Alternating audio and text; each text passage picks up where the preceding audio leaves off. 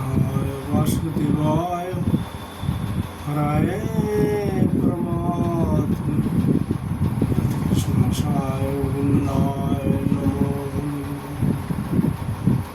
नमः श्री गुरु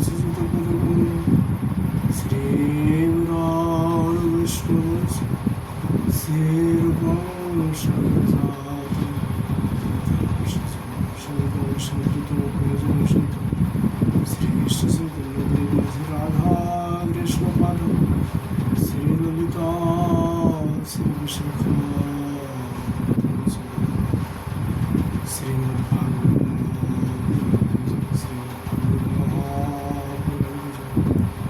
बद्री विशाल भगवान की जय नारायण भगवान की जय तुलसी भगवान की जय देव भगवान की जय सुखदेव गोस्वामी जी की जय विक्की जी महाराज की जय सूत जी महाराज की जय श्री शिव की जय श्रीमद् भागवत महापुराण की जय श्रीमद् भागवत महापुराण राधा कृष्ण भगवान की जय गिरिराज धर्म की जय गुरु महाराज की जय जय श्री राधे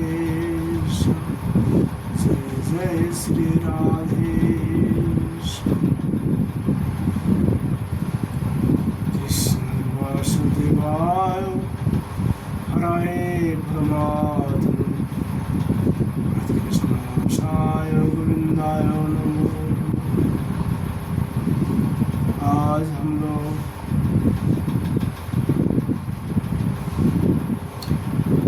श्रीमद् भागवत जी का 10वें स्कंदों में उद्धव तथा गोपियों की बातचीत और भ्रमण गीत चर्चा करेंगे।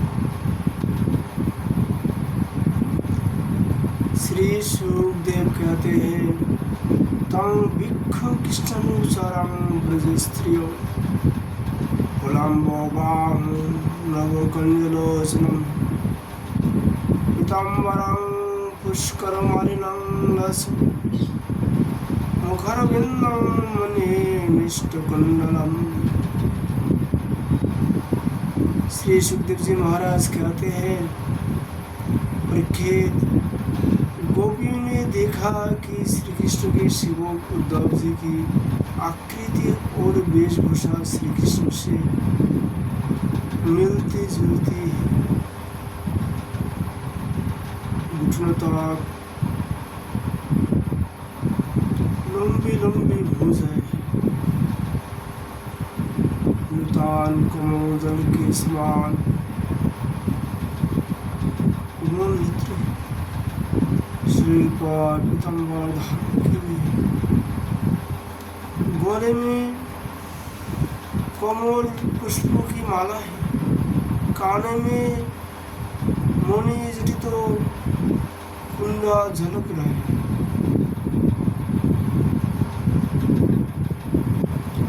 और मुखार बिंद अत्यंत प्रफुल्लित है। पवित्र मुस्कान वाली गोपियों ने आपस में कहा, यह पुरुष देखने में तो बहुत सुंदर है, परंतु यह है कौन? कहाँ से आया है? किसका दूत है? इसने श्री कृष्ण जैसी वेशभूषा क्यों धारण कर रखी है? सबके सब गोपियों उनका परिचय प्राप्त करने के लिए अत्यंत उत्सुक हो गई और उनमें से बहुत सी पवित्र कृति भगवान श्री कृष्ण के चरण कमल के आश्रित तथा उनके सेवक सखा उद्धव जी को चारों ओर से घेर कर खड़ी हो गई थी।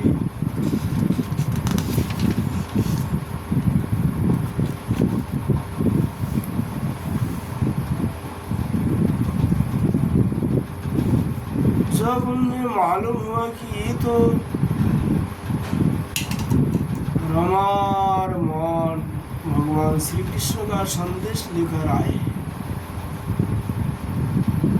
तो उन्होंने विनय से झुककर सलज्ज हास्य सिद्धवान और मधुर वाणी आदि से उद्धव जी का अत्यंत सत्कार किया तथा एकांत में आसन पर उठाकर वे उनसे इस प्रकार कहने लगे।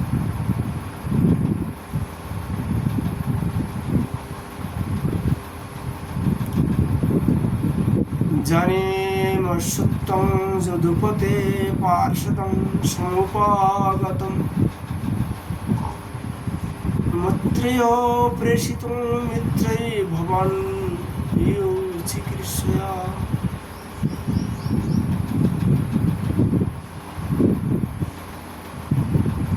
गोपी ने उद्धव से कहा, उद्धव जी, हम जानते हैं कि आप जदुनाथ के पार्षद हैं, उन्हीं का संदेश लेकर यहाँ पधारे हैं। आपके सामने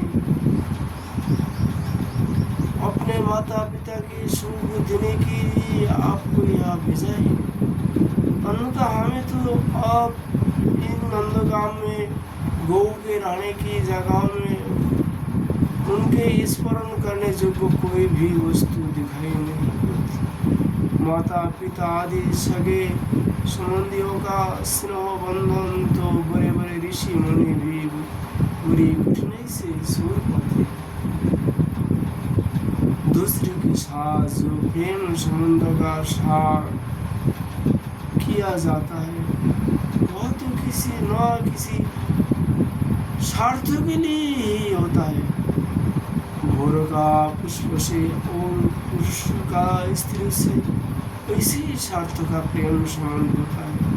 जब विश्वा समझती है कि अब मेरा यहाँ आने वाले के पास धन नहीं है तो उसे वह धता बता देती है। जब प्रजा देखती है कि यह राजा हमारी रक्षा नहीं कर सकता तो वह उसका साथ छोड़ देती है। अध्ययन समाप्त हो जाने पर कितनी शिष्य अपने आचार्य की सेवा करते हैं। यज्ञ की दक्षिणा मिली कि रीतिज लोग चलते बने। जब वृक्ष पर फल नहीं रहते तो पक्षीगण वह से बिना कुछ से विचारे उड़ जाते। भोजन कर लेने के बाद अतिथि लोग गृहस्थ की ओर कब देखते। वन में आग लगी कि पशु भाग खड़े हुए। चाहे स्त्री के हृदय में कितना भी अनुराग हो, जार पुरुष अपना काम बना लेने बाद लौट कर भी नहीं देखते।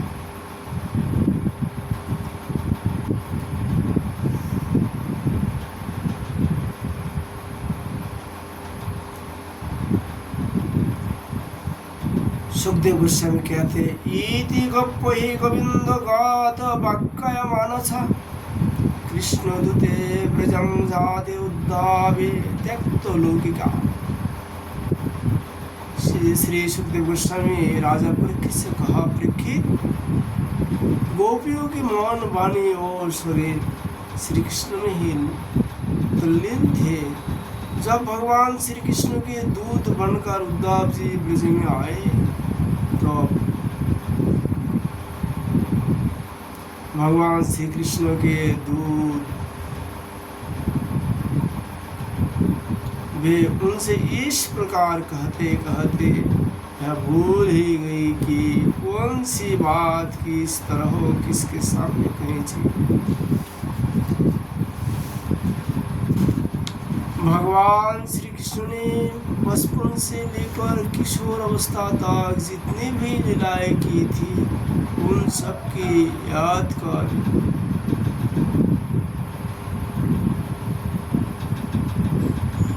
करके गोपियाँ उनका गान करने लगी।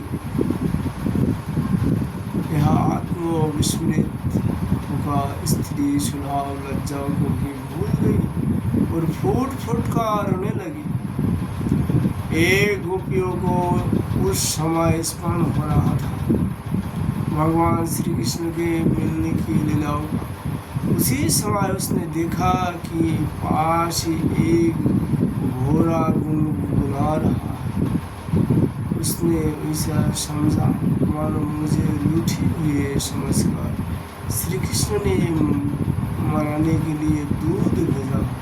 वह गोपी घोड़े से इस प्रकार कहने लगी,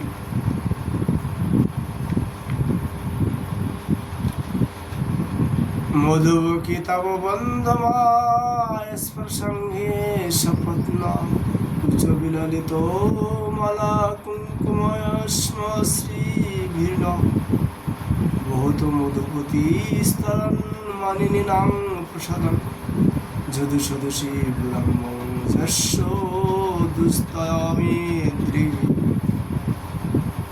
भ्रमर गीत है।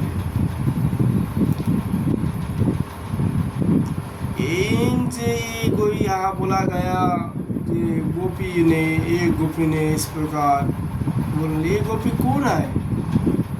सुखदेव जी कहते हैं नहीं कि श्री राधा जी का नाम, क्योंकि श्री जी का नाम लेने से उनका भाव आ जाते, इसलिए सुखदेव गोस्वामी गोपी क्यों नाम लिया है, राधा जी का नाम नहीं लिया।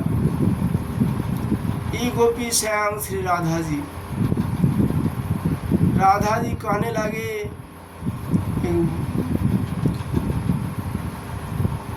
रे मधु तू कपटी का सखा, इसलिए तू भी कपटी है, तू हमारे पैरों को मत छू, झूठे प्रणाम करके हमसे विनय विनय मत कर।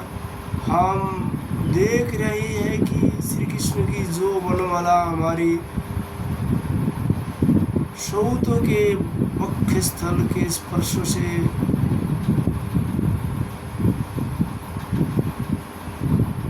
मसली हुई है, उसका पीला पीला कुमकुम तेरी मुझ पर भी लगा हुआ है। तू स्वयं भी तो किसी कुसुम से प्रेम नहीं करता, यह से वह बुरा करता है। जैसे तेरे स्वामी वैसे ही तू। मधुपति श्री कृष्ण मथुरा की मानिनी नायिकाओं को मनाया करे, उनका वह कुमकुम रूप कृपा प्रसाद जो यदुवंशियों की सभा में उपहास करने योग्य है, अपने ही पास रखे। उसे तेरे द्वारा यहाँ भेजने की क्या आवश्यकता है? जैसे तू काला है वैसे ही वे भी है। तू भी पुष्पों का रस लेकर उड़ जाता है, वैसे ही वे भी निकले। उन्होंने हमें केवल एक बार, हाँ वैसे ही लगता है, केवल एक बार अपने तनिक सी मोहिनी और परम माधव मधुर सुधा लाई थी, और फिर हम भोली भाली गोपियों को छोड़कर वे यहाँ से चले गए।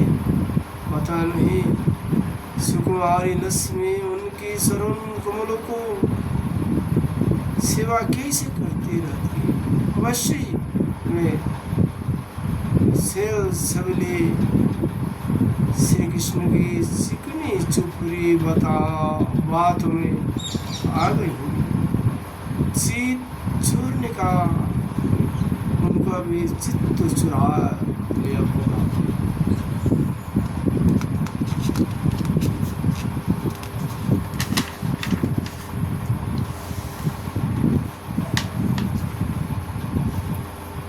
अरे भ्रमर,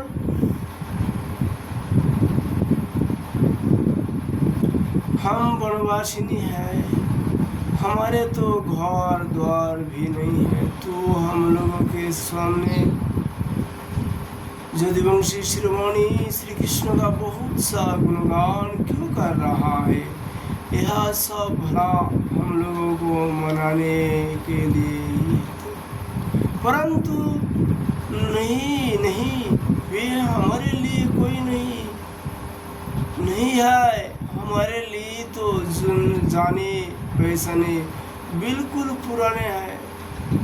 तेरी चापलूसी हमारे पास नहीं चलेगी। तू जा, यहाँ से चला जा, और जिनके साथ सदा विजय रहती है उन श्री कृष्ण की मधुपुर वासिनी सुखी के सामने जाकर उनका गुणगान कर। वे नहीं है, उनकी लीलाएं कम जानती है, और ये समय वे उनकी प्यारी है। उनके हृदय की पीड़ा उन्होंने मिटा दी है। वे तेरी प्रार्थना स्वीकार करेंगे, तेरी चापलूसी से प्रसन्न होकर तुझे मुँह मांगी वस्तु देंगे। भोरे वे हमारे लिए छटपटा रहा है, वैसे तू क्या खाता है?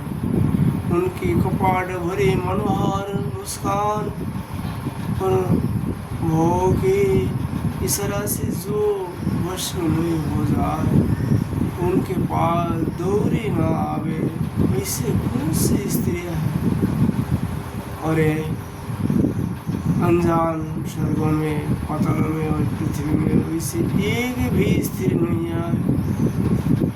औरों की तो बात ही क्या, स्वयं लक्ष्मी जी भी उनकी चरण रजों की सेवा किया करती है। फिर हम श्री कृष्ण के लिए किस गिनती में है? परंतु तू उनके पास जाकर कहा ना कि तुम्हारा नाम तो उत्तम श्लोक है, अच्छे अच्छे लोग तुम्हारी कृति का गान करते हैं। परंतु इसकी सार्थकता तो इसमें है कि तुम दिनों पर दया करो, नहीं तो श्री कृष्ण तुम्हारा उत्तम श्लोक नाम झूठा पड़ जाता है। अरे मधुकर, देख, तू मेरे पैर पर सिर मत टेक। मैं जानती हूँ कि तू उन्नाय विनय करने में, क्षमा याचना करने में बड़ा निपुण है। मालूम होता है तू श्री कृष्ण से ही यही सीख कर आया है कि रूठे हुए को मनाने के लिए दूत को संदेश भाव को कितनी चाट कर त्याग करनी चाहिए। परंतु तू समझ ले कि यह तेरी दाल नहीं गलने की है। देख, हमारे श्री कृष्ण के लिए ही अपने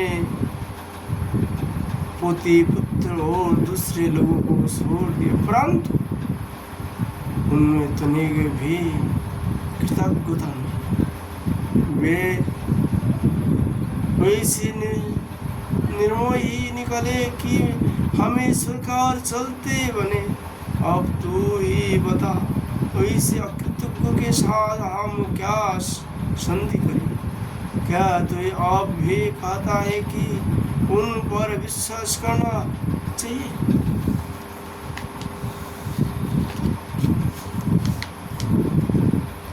अरे मधु,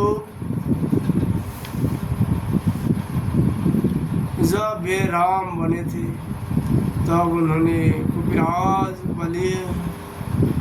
बाली को वैद की समान छिप कर बड़ी निर्दयता से मारा था। बेचारी शूर्पणखा कामवश उनके पास आई थी, परंतु उन्होंने अपनी स्त्रियों के वश होकर उस बेचारी के नाक कान काट लिए और इस प्रकार उसे रूप कर दिया। ब्राह्मण के घर बामन के रूप में जन्म लेकर उन्होंने क्या किया? बोलने तो उनकी पूजा की, उनकी मुँह मांगी वस्तु दी और उन्होंने उसकी पूजा ग्रहण करके भी उसे वरुण पास से बात कर पाताल में डाल दी। ठीक वैसे ही जैसे कौआ बोली खाकर वे बोली देने वाले को अपने अन्य साथियों के साथ मिलकर घेर लेता है और परेशान करता है। अच्छा, आप जाने दे, हम श्री कृष्ण से क्या किसी भी काली वस्तु के साथ मित्रता से कोई प्रयोजन नहीं है। परंतु यदि तू यह कहे कि जब वैसा ही है तब तुम लोग उनकी चर्चा क्यों करती हो, तो हम सच कहती, एक बार जिससे उसका चस्का लाग जाता है वह उसे छोड़ नहीं सकता। वैसे ही दशा में हम चाहने पर भी उनकी चर्चा छोड़ नहीं सकती। श्री कृष्ण की लीला रूप करुणामृत के एक कण का भी जो रसास्वादन कर लेता है, उसके राग धी सुख दुख आदि सारे द्वंद्व छूट जाते हैं। यहाँ तक कि बहुत से लोग तो अपने दुख से सनी हुई घर गृहस्थी छोड़कर अकिंचन हो जाते हैं, अर्थात सन्यासी हो जाता है। अपने पास कुछ भी संग्रह परिग्रह नहीं रखते और पक्षियों की तरह चुन चुन कर भीख मांग कर अपना पेट भरते हैं, दिन दुनिया से जाते रहते हैं, फिर भी श्री कृष्ण की लीला कथा सुन नहीं पाते। वास्तव में उसका और उसका चस्का वैसा ही है।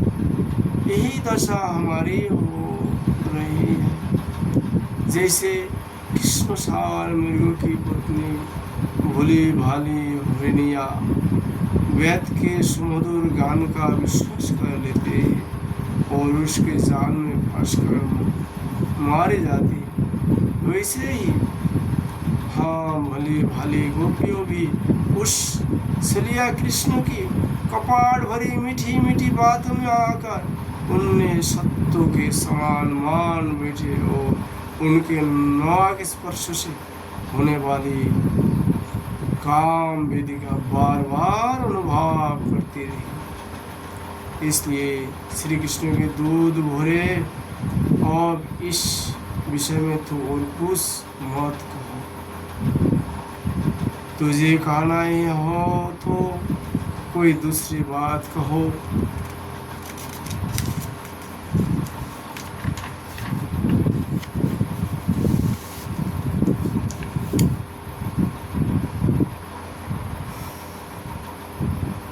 हमारे प्रियतम के प्यारे सखा, जान पड़ता है तुम एक बार उधार जाकर भी लूट आए। अवश्य ही हमारे प्रियतम ने मनाने के लिए तुम्हें भेजा होगा। प्रिय भ्रमर, तुम सब प्रकार से हमारे माननीय हो। कहो तुम्हारी क्या इच्छा है, हमसे जो चाहो सो मांग लो। अच्छा तुम सच बताओ, क्या हमें वह ले जाना चाहते हो? जी, उनके पास जाकर लौटना बड़ा कठिन। हम तो उनके पास जा चुके, परंतु तुम हमें वह ले जाकर करोगे क्या? प्यारे ब्रह्मर, उनके साथ उनके मुख्य स्थल पर तो उनके प्यारी पत्नी लक्ष्मी जी सदा रहती है ना, तब वह हमारा निर्वाह कैसे होगा? अच्छा हमारे प्रियतम के प्यारे दूत मधुकार, हमें यह बतलाओ कि आज जो पुत्र भगवान श्री कृष्ण गुरुकुल से लुटकर मधुपुरी में अब सुख से तो है ना? क्या भी कभी नंद बाबा जशोदा रानी है कि घर सगे संबंधी और ग्वाल वालों की भी यदि याद करते हैं, और क्या हम दासियों की भी कोई बात को भी चलाते हैं? करे ब्रह्मो, हमें यह भी बतलाओ कि कभी भी अपनी अघोर के समान दिव्य सुगंध से युक्त भुजा हमारे सिर पर रखेंगे? क्या हमारे जीवन में कभी वैसा शुभ अवसर भी आएंगे?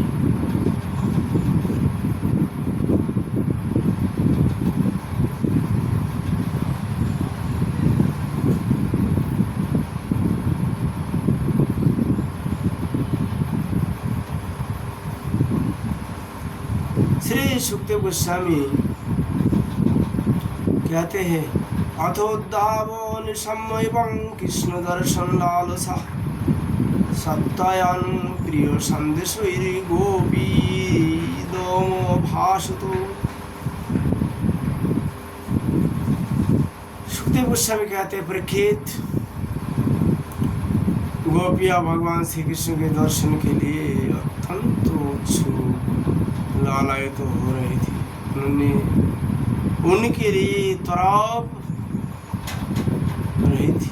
उनके बात सुनकर उद्धव जी ने उन्हें उनके प्रियतम का संदेश सुनाकर सांत्वना देते हुए इस प्रकार कहा।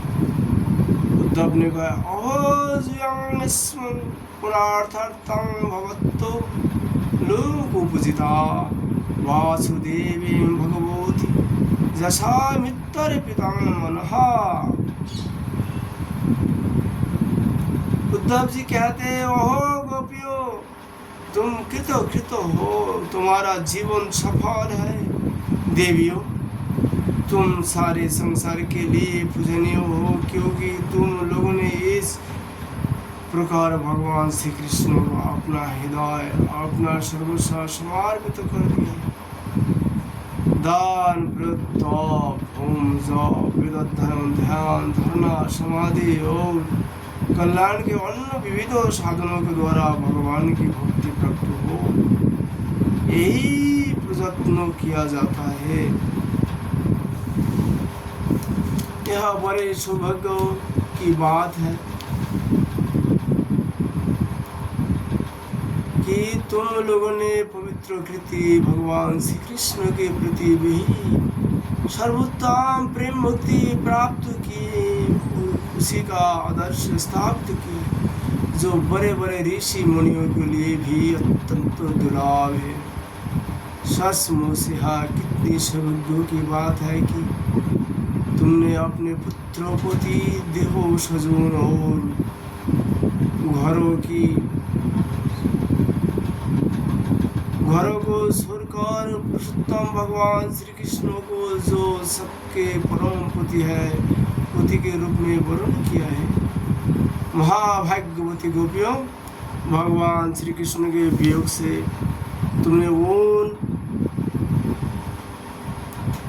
इंद्रवती परमात्मा के प्रति भाव प्राप्त कर लिया है, जो सभी वस्तु के रूप में उनका दर्शन कराते हैं। तुम लोगों का यह भाव मेरे सामने भी प्रकट हुआ। यह मेरे ऊपर तुम देवियों की बड़ी ही दया है। मैं अपने स्वामी का गुप्त काम करने वाला दूत हूँ। तुम्हारे प्रियतम भगवान श्री कृष्ण ने तुम लोगों को परम सुख देने के लिए यह प्रिय संदेश भेजा है। कल्याणियों, वही लेकर मैं तुम लोगों के पास आया हूँ, और उसे सुनो। भगवान श्री कृष्ण ने कहा, मैं सबका उपादान कारण में से सबका आत्मा, सब में अनुगत हूँ, इसलिए मुझसे कभी भी तुम्हारा वियोग नहीं हो सकता। जैसे संसार की सभी भांतियों को पदार्थों में आकार, जैसे संसार की सभी भौतिक पदार्थों में आकाश, वायु, अग्नि, जल और पृथ्वी पाशभूत व्यक्त, उन्हीं से सब वस्तुएं बनी हैं और यही उन वस्तुओं के रूप में है। वैसे ही मैं मन, प्राण, पंचभूत इंद्रियों और उनके विषयों का आश्रय, वे मुझ में है, मैं उनमें, और सच पूछो तो मैं ही उनके रूप में प्रकट हो रहा हूँ। मैं ही अपने माया के द्वारा भूत, इंद्रिय और उनके विषय में रूप में होकर उनका आश्रय बन जाता हूँ तथा श्याम मृत्यु भी बनकर अपने आप को ही रास्ता पाताल पालता हूँ और समेट लेता हूँ। आत्मा माया और माया के कार्यों से पृथक, वह विशुद्ध ज्ञान स्वरूप जड़ प्रकृति उनके जीवन तथा अपने अवान्तर वेद से भेद श्रद्धा शुद्ध है। कोई भी गुण उसका स्पर्श नहीं कर पाते। माया की 3 विद्या है, सुषुप्ति, स्वप्न और जागृत। उनके द्वारा वही अखंड अनंत बोध स्वरूप आत्मा को भी प्रागवत, को भी तेजस, को भी विश्व रूप में प्रतीत होता है।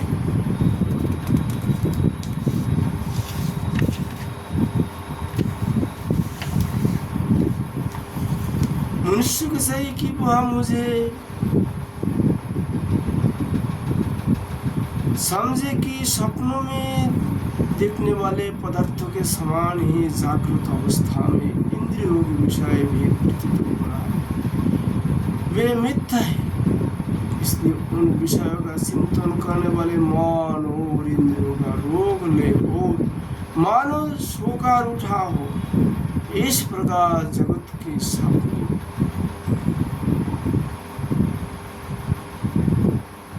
विषय को त्याग कर मेरा साक्षात कर। जिस प्रकार सभी नदियां घूम फिर कर समुद्रों में ही पूछती है, उसी प्रकार मनुष्य पुरुषों का वेद अभ्यास, योग, साधन,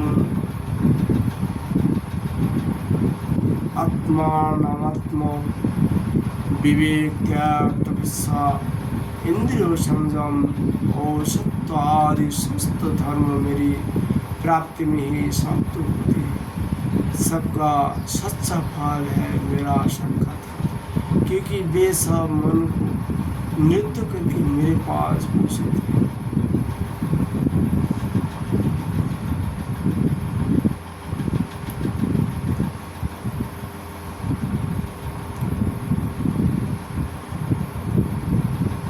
गोपियों, इसमें संदेह नहीं कि मैं तुम्हारे नयनों का ध्रुव तारा,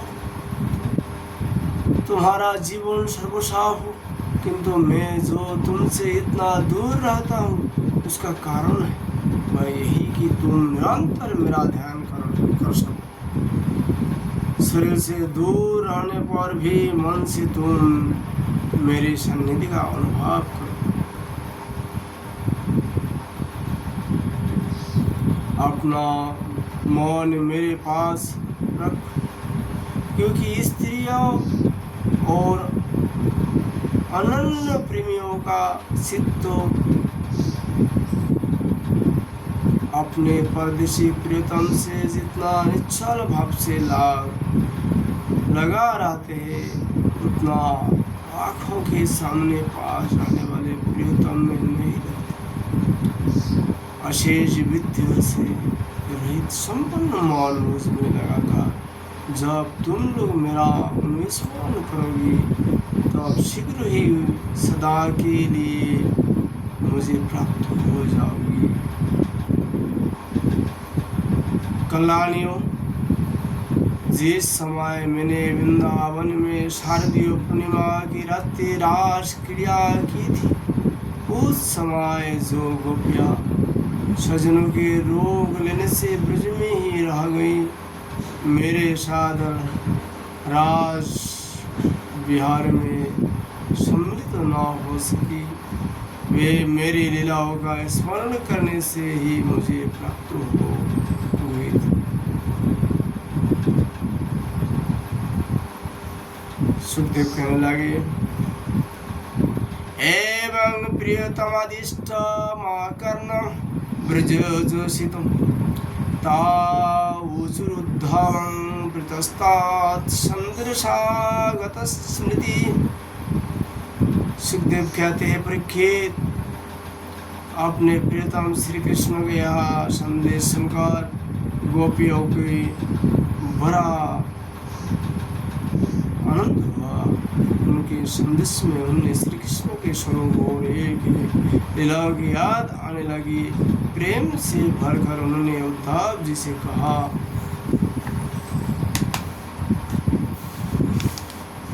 गोपी कहने लगी, दिष्टाया ही तो हाथों कंसो जदुनां सानुगोकृत दिष्टायाप्तै लब्धं सर्वातै कुशलस्ते सुताधुना। गोपियों ने कहा, उद्धव जी, यहाँ बड़े सौभाग्य की और आनंद की बात है कि यदुवंशियों को सताने वाला पापी कंसो अपने अनुयायियों के साथ मारा गया। यह भी कम आनंद की बात नहीं है कि श्री कृष्ण के बंधु बांधव और गुरुजनों के सारे मनोरथ पूर्ण हो गए तथा अब हमारे प्यारे श्याम सुंदर उनके साथ सकुशल निवास कर रहा है। किंतु उद्धव जी, एक बात आप हमें बतलाइए, जिस प्रकार हम अपनी प्रेम भरीले नजीली मुस्कान और उन्मुक्त चितवन से उनकी पूजा करते थे और वे भी हमसे प्यार करते थे, उसी प्रकार मथुरा की स्त्रियों से भी वे प्रेम करते जाना ही। तब तक दूसरी गोपी बोले उठी, अरे सखी, हमारे प्यारे श्याम सुंदर तो प्रेम की मोहिनी कलाओं के विशेषज्ञ हैं। सभी शिष्ट स्त्रियां उनसे प्यार करती हैं। फिर भला जब नगर की स्त्रियां उनसे मीठी मीठी बातें करेंगी और हाँ भाव से उनकी ओर दिखेंगी, तब वे उन पर क्यों ना रेजेंगे। दूसरी गोपी बोले, साधो, आप यह तो बतलाइए कि जब कभी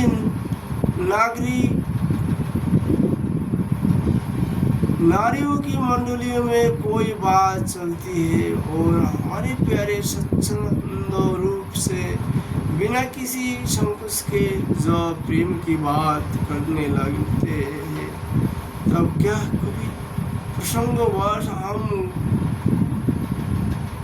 गांवार ग्वालिनियों की भी याद करते हैं।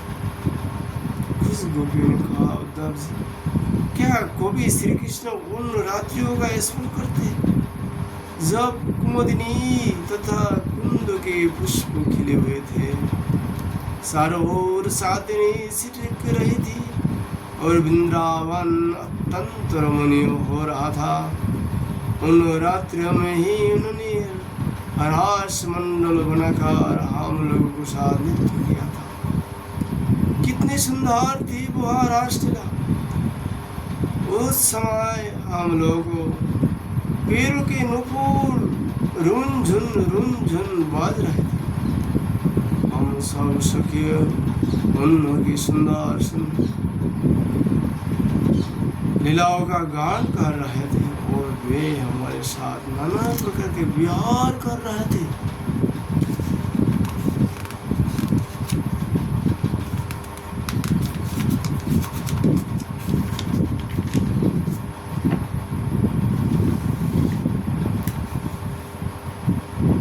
कुछ दूसरी गोपियों बोली उठी, उद्धव जी,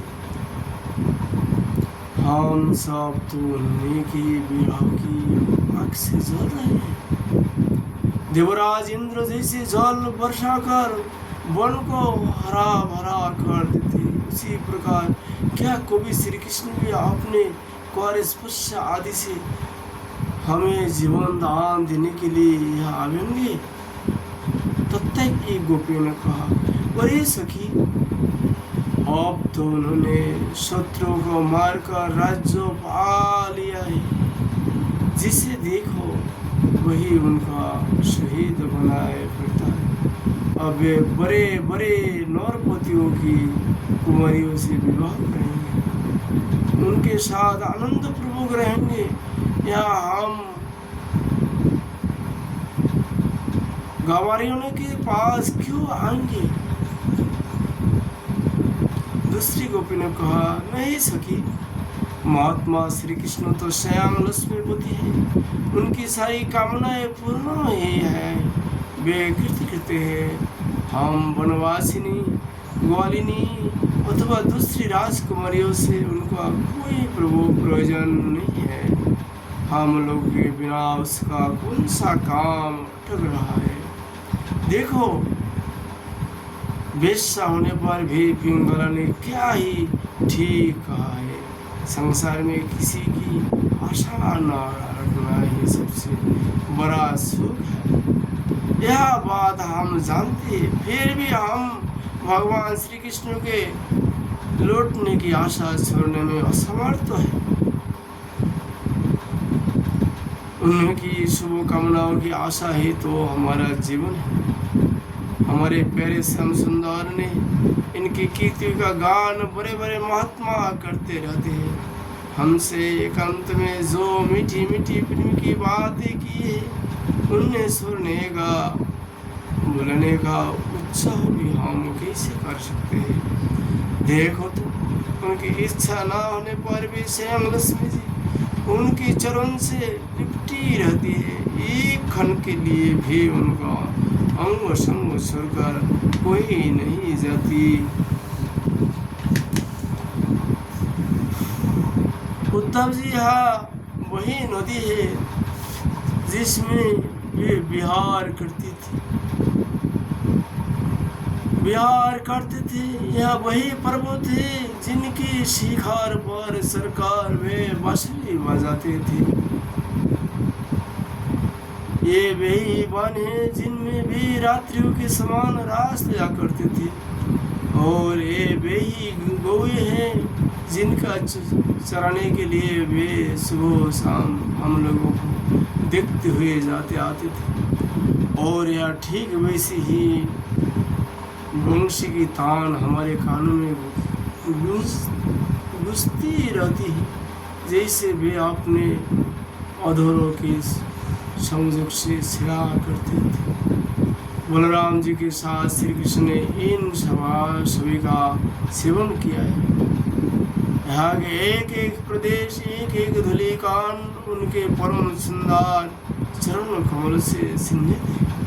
उन्हें जब जब हम देखते हैं, सुनते हैं, दिन भर यही तो करती रहती है, तब वे हमारे प्यारे श्याम सुंदर नंदन को हमारे नेत्रों के सामने लाकर रख देता है। उद्धव जी, हम किसी भी प्रकार मरकर भी उन्हें भूल नहीं सकते।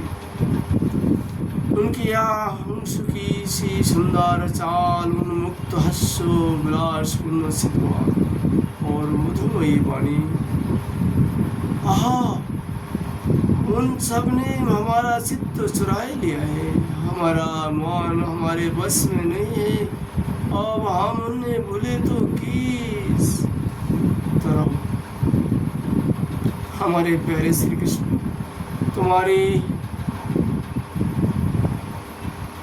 हमारे प्यारे श्री कृष्ण, तुम में हमारे जीवन की स्वामी हो, सर्वसा हो। प्यारे, तुम लक्ष्मीनाथ हो तो क्या हुआ, हमारे लिए तो ब्रजनाथ ही हो। हम ब्रज गोपियों के एकमात्र तुम्हारे सच्चे स्वामी हो।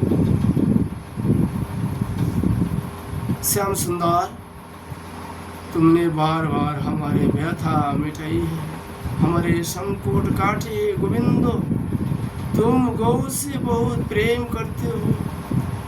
क्या हम गौए नहीं है? तुम्हारा यह सारा गोकुल जिसमें ग्वाल बाल माता पिता गौए और हम गोपियों सब कोई है, दुख के अपार सागर में डूब रहा है। तुम इसे बचाओ, आओ हमारे रक्षा करो प्राणनाथ।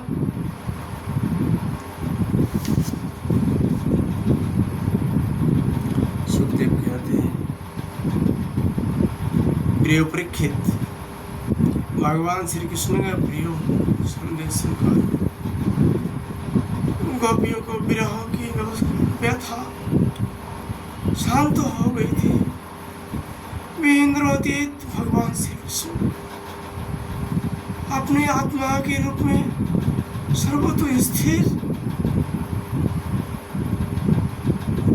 समझ चुकी थी। अब वे बड़े प्रेम और आदर से उद्धव जी को सत्कार करने लगे।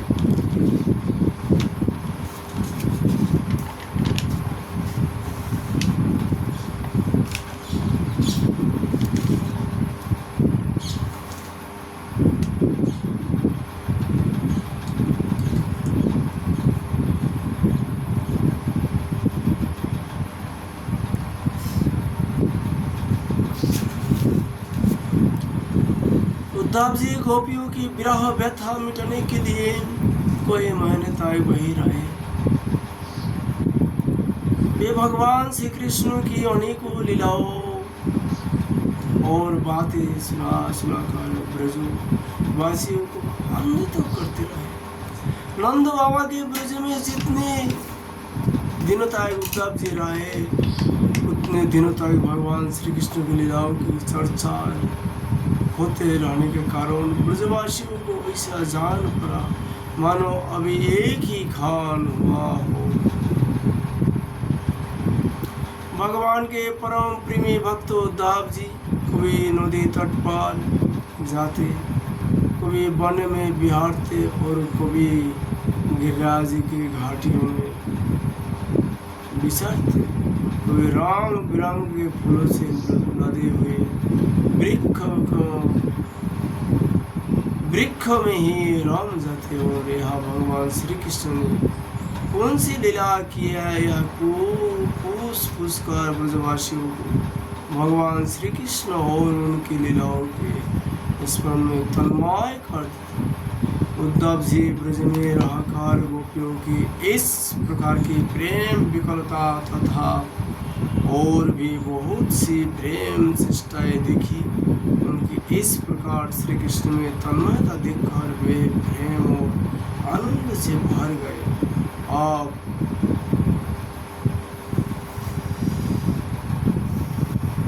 वे गोपियों को नमस्कार करते हुए इस प्रकार गान करने लगे।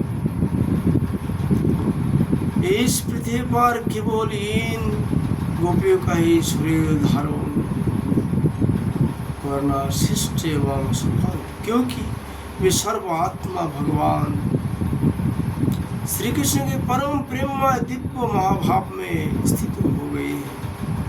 प्रेम की या उसी स्थिति संसार के भय से भी तो मुख्य जनों के लिए ही नहीं, अपितु बड़े बड़े मुनियों, मुक्त पुरुषों तथा हम भक्त जनों के लिए भी अभी वंचनीय ही है। हमें इसकी प्राप्ति नहीं हो सकी। सत्य है, जिनमें भगवान श्री कृष्ण की लीला कथा की रस का चस्का लाग गए हैं, उन्हें कुलीनता की, द्विजातीय समुचित संस्कार की और बड़े बड़े जागों में दीक्षित होने की क्या आवश्यकता है। अथवा यदि भगवान की कथा का रस नहीं मिला, उसमें रुचि नहीं हुआ, तो उनके महाकल्पतार बार ब्रह्म होने से भी क्या लाभ। कहा है वंशरी आचार ज्ञान हो जिससे हो जितिस हीन गांव की गवार वारिनी। और कहा सचिदानंद भगवान श्री कृष्ण में यह अनन्य परम प्रेम।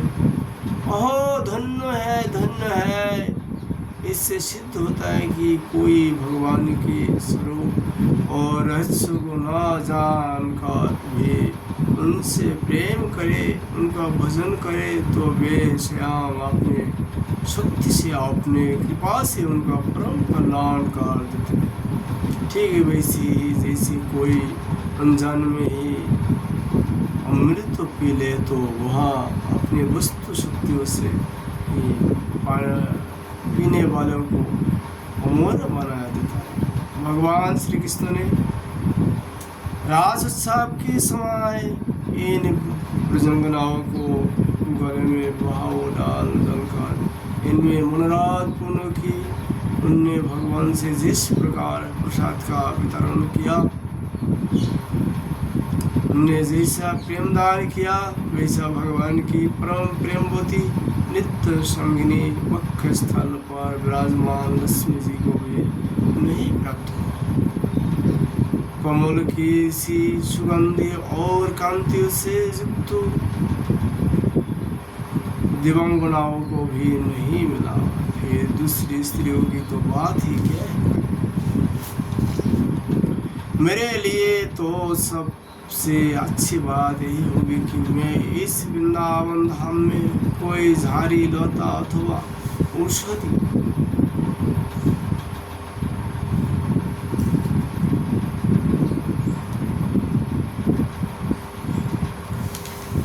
आशामो चरण रेणुज समं वृंदावने किमपि गुलमलतौषधिनं जादुस्त्याजं सजनो मज्जपतं सहित्वा मेजुर्मुकुन्द पौदिभिः श्रुतिभिर्विमृगा।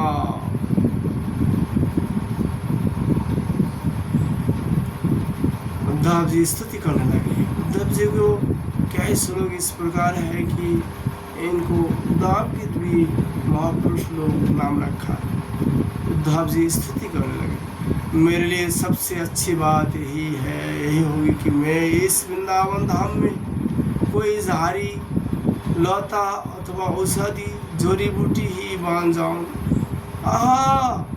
यदि मैं वैसा बांध जाऊंगा तो मुझे इन ब्रजंगनाओं की चरण धूलि निरंतर सेवन करने के लिए मिलती रहेगी।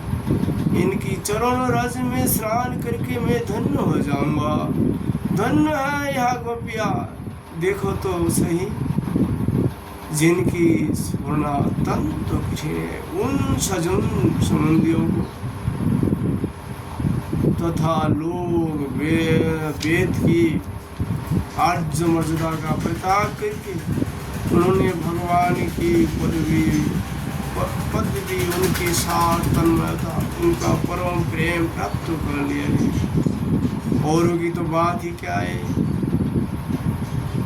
भगवद वाणी उनकी निश्चर्ष लोग सुस्त श्रुतियाँ उपनिषदे भी अब तक भगवान के परम प्रेममय स्वरूप को ढूंढते ही रहते हैं, प्राप्त नहीं कर सकते।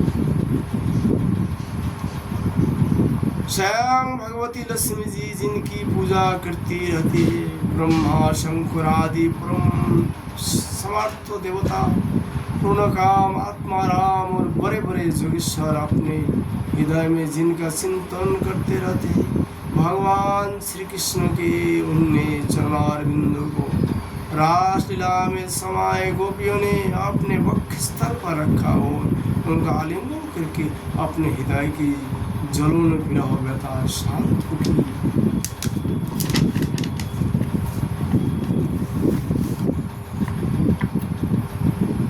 नंद बाबा के ब्रज में रहने वाला गोपांगनाओं की चरण धूलों को मैं बार बार प्रणाम करता हूँ, उसे सिर पर चढ़ाता हूँ। इन गोपियों भगवान श्री कृष्ण को लीला कथाओं के संबंध में जो कुछ गान किया है वह तीनों लोगों को पवित्र कर रहा है और सदा सर्वदा पवित्र करता रहेगा। श्री सुखदेव गोस्वामी बोलें, अथ गोपीरनुज्ञाप्तं जशतनं नन्दमेव सः गोपनवंश दासार्हो जसन्नारूहे रथम। श्री सुखदेव कहते हैं, प्रख्यात इस प्रकार कोई मेहनता ब्रज में रहकर उद्धव जी ने मथुरा जाने के लिए गोपियों से नंद बाबा और जशोदा मैया से आज्ञा प्राप्त की। ग्वाल वालों से विदाई लेकर वहाँ से यात्रा करने के लिए वे रथ पर सवार हुई। जब उनका रथ ब्रज में बाहर निकाला तब नंद बाबा आदि गोपगण बहुत सी भेंट की सामग्री लेकर उनके पास आए और आंखों से आंसू भरकर उन्होंने बड़े प्रेम से कहा, उद्धव जी अब हम यही चाहते हैं कि हमारे मन की एक एक व्यक्ति एक एक संकल्प श्री कृष्ण के चरण कमलों के ही आश्रित रहे, उन्हीं की सेवा के लिए उठे और उन्हीं में लगी रहे। हमारे वाणी नित्य निरंतर उन्हीं के नामों का उच्चारण करती रहे और शरीर उन्हीं का प्रणाम करने, उन्हीं की आज्ञा पालन और सेवा में लगा रहे। उद्धव जी, हम सच कहते हैं, हमें मोक्ष की इच्छा बिल्कुल नहीं है।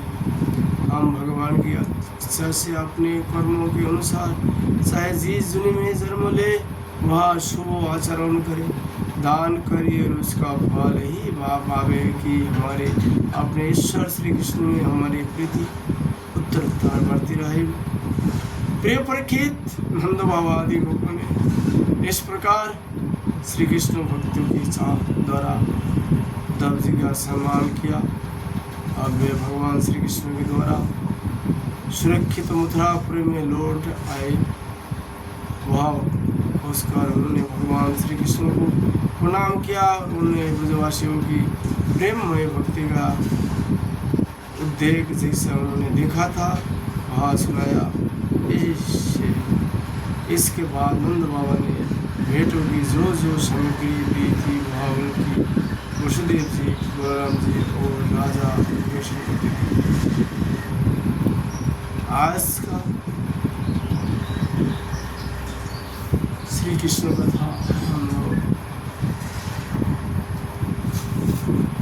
यही विश्राम देता। राधा माधव की कृपा होने पर